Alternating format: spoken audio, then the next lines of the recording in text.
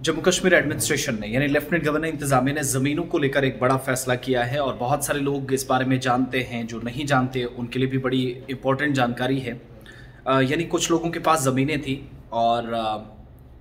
उनको उसके मालिकाना हुकूक नहीं थे, किसी और की ज़मीन पे काश्तकारी करते थे, लेकिन ऑनरशिप राइट्स की जब बात आती थी तो वो उनके पास नहीं थे क्योंकि कागजात किसी और के नाम के होते थे। इस पर कानून के माहिरीन या जो फॉर्मल ब्यूरोक्रेट्स हैं उनसे भी हमने रब्ता करने की कोशिश की और कानून के एतबार से कितना अहमियत का हामिल ये हुक्मनामा है जिसके मुताबिक काम होगा, वो अब समझने की कोशिश की। आगे चलकर मैं एक बड़े ब्यूरोक्रेट की जो जम्मू कश्मीर के अंदर खिदमात अंजाम देते रहे और रेवेन्यू डिपार्टमेंट में तवील मुद्दत से उन्होंने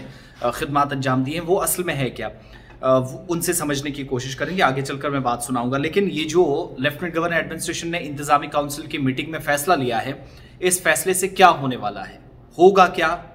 इंतजामिया का मकसद इसके पीछे क्या है, और जो पहला जो सरकारी जमीन को खाली कराने के ऑर्डर्स हैं 31 जनवरी से पहले उसका और इसका कोई लेना देना नहीं है। पहले इस कंफ्यूजन से, इस क्योस से बाहर निकलिएगा कि ज़मीन खाली कराना या जो काचराई है, रोशनी के तहत जो ज़मीन ली गई है, उसका इसके साथ कोई भी लेना देना नहीं है। ज़रा पहले मैं इसकी वजाहत करता चलूँ। हुआ क्या है कि LG मनोज सिन्हा जो खुद हेड कर रहे थे एडमिनिस्ट्रेटिव काउंसिल को, इंतजामी काउंसिल का इजलास हुआ और ज़री इस्लाहात कानून में तरमीम का फैसला लिया गया। सेक्शन 7, 6 और 12 के तहत जो ज़मीन की मुंतकली का मामला था, पहले ज़मीन मुंतकिल नहीं की जा सकती थी, पाबंदी थी कानूनी तौर पर, उस पाबंदी को ख़त्म करने का फैसला किया है।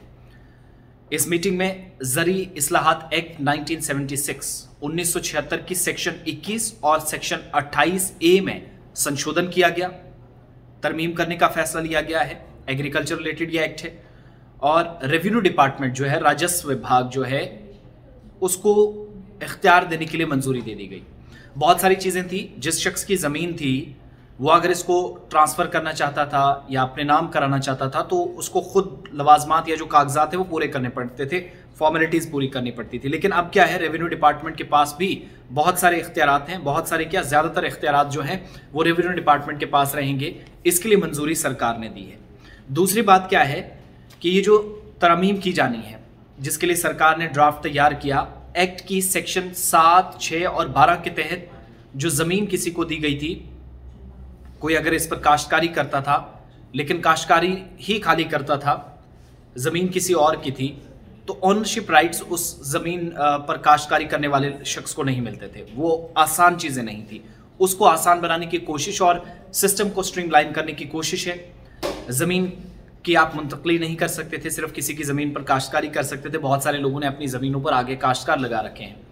तो वो जो है इस एक्ट में संशोधन करने की बात कही गई है, तरमीम की जाएगी और इन तरमीम के बाद वो जो पाबंदियां थी कि आप ज़मीन एक दूसरे के नाम नहीं करा सकते, मुंतकिल नहीं किया जा सकता, एक दूसरे के नाम लैंड ट्रांसफ़र नहीं हो सकती, तो वो कम से कम ख़त्म हो जाएगी इस कानून के बनने के बाद। लेकिन अभी इसमें बहुत काम है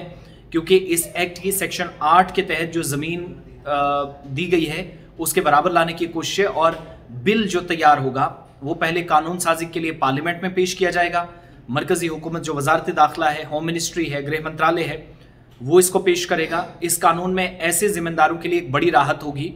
किन जिम्मेदारों के लिए? जो ज़री इस्लाहात एक्ट की सेक्शन 7, 6 और 12 के तहत अराजी पर कब्जा कर चुके हैं, जिनके पास ऑलरेडी ज़मीनें हैं। Land to tiller, Sheikh Mohammad Abdullah साहब मरहूम के वक्त में, उनके टाइम में ये एक फार्मूला अपनाया गया था कि आप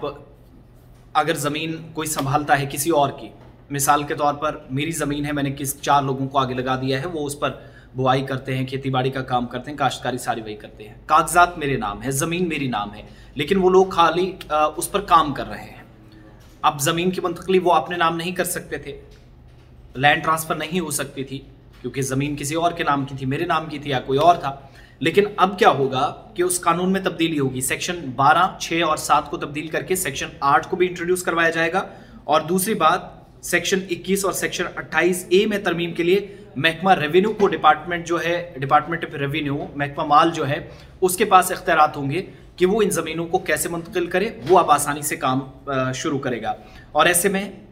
जिन्होंने ऑलरेडी ज़मीनों पर कब्जा कर रखा है, किसी के नाम की अगर ज़मीन थी तो अब उनके पास है, लेकिन वो अपने नाम नहीं करवा सकते थे, वो उन लोगों के लिए राहत की खबर है, आसान है। वो अपनी ज़मीन के जो पार्सल है वो बेच सकते हैं। जो पहले इस ज़री इस्लाहात एक्ट 1976 के तहत ममनू थे, जो पहले पाबंदी थी, वो पाबंदी ख़त्म हो गई है कि आप ज़मीन किसी के नाम मुंतकिल कर सकते हैं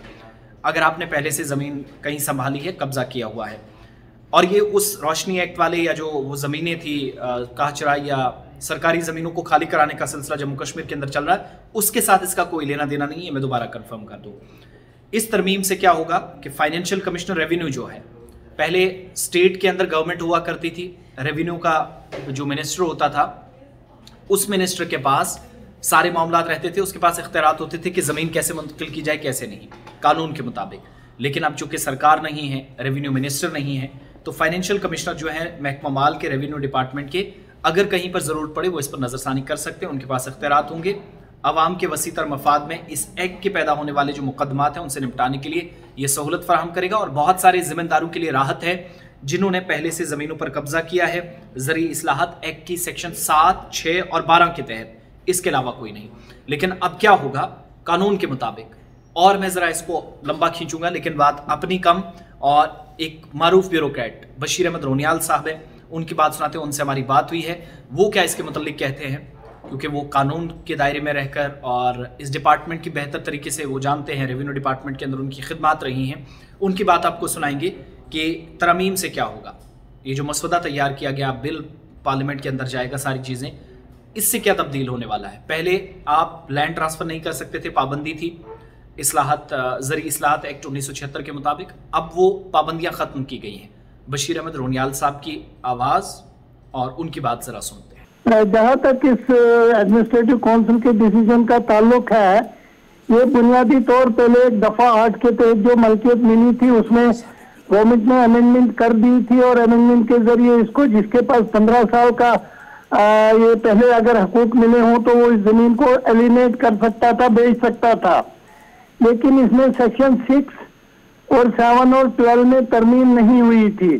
सेक्शन 6 होता है कि जब आपके पास किसी काश्तकार के पास कोई ऐसी जमीन है जिस पर मकान हो और लैंड उसके इर्द गिर्द जो है land under and apartment to उसके मकान के हो, तो उसमें दफा 6 के तहत जो है मलकियत के हकूक मिलते थे। सर इसके तहत ये जो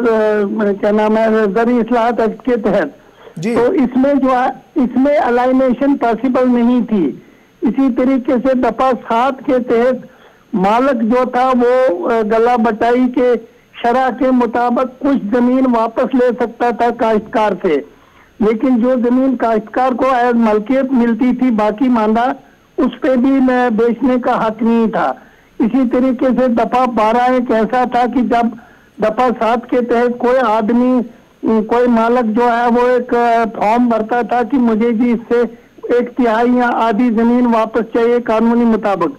तो उस जमीन में जो है अगर उनका बाहिनी एग्रीमेंट हो जाता था तो उस एग्रीमेंट के तहत दफा 12 के तहत जो है काश्तकार को भी मिल्कियत मिल जाती थी और जो असली मालिक था उसको भी जो कुछ एरिया वापस होता था। तो जब मौजूदा हुकूमत ने दफा 8 की तरमीम की तो इन 4 की तरमीम, इन 3 सेक्शन की तरमीम नहीं हुई थी।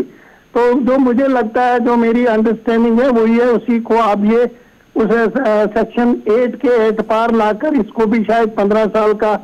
वही देंगे, ताकि 15 साल जिसके पास कब्जा हो और जो काश्त कर रहा हो या दफा 4 के तहत या 8 के तहत जिसको मलकियत मिल चुकी हो, 15 साल का अरसे के बाद वो इसको बेच सकता है। उनको ऑलरेडी मिल चुके हैं लेकिन वो इसको बेच नहीं सकते थे, इसको अलाइनेट नहीं, किसी मतलब लीज पे नहीं दे सकते थे या बेच नहीं सकते थे।